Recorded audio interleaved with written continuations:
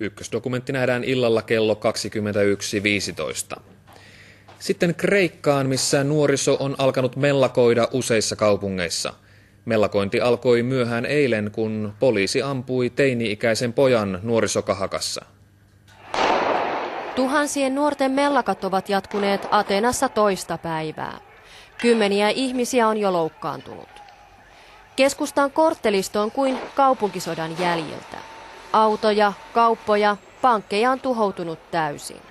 Το χειρότερο δε απ' όλα είναι το timing το οποίο έγινε. Είμαστε παραμονές εορτών, το μαγαζί στολισμένο με πολύ μόχθο και κόπο και τώρα... Kaikki alkoi eilen illalla poliisin ja nuorison yhteenotosta.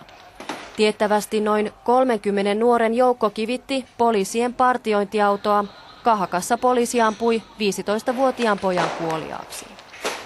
Tilanne riistäytyi pian käsistä. Satoja teinipojan kuolemasta raivostuneita nuoria ryntäsi kaduille. Kivet ja Molotovin koktailit lensivät aamuun asti.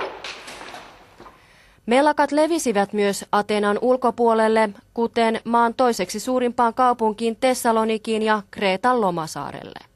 Μόνον η έρευνα, η τελική, θα αποδείξει τι ακριβώς συνέβη. Ένα είναι βέβαιο, ότι η αλήθεια θα αναδειχθεί. Nyt mellakoitsevat nuoret vaativat sisäministerin eroa.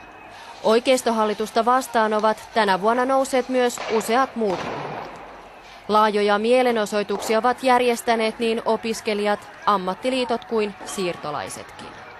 Tämän viikonlopun levottomuudet Kreikassa ovat pahimmat melkein 20 vuoteen.